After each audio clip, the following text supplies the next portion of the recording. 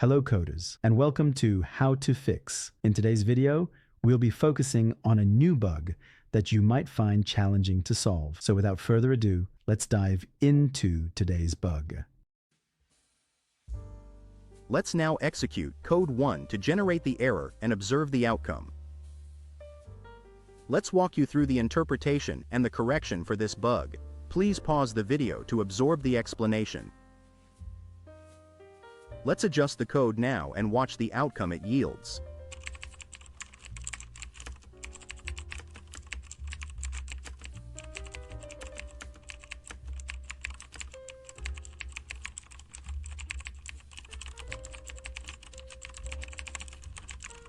And presto, the code works perfectly and our output is just what we anticipated. The bug is no more.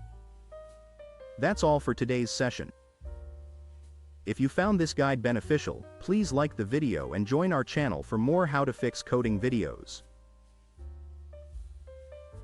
Always stay eager, continue your learning journey, and enjoy your coding experience.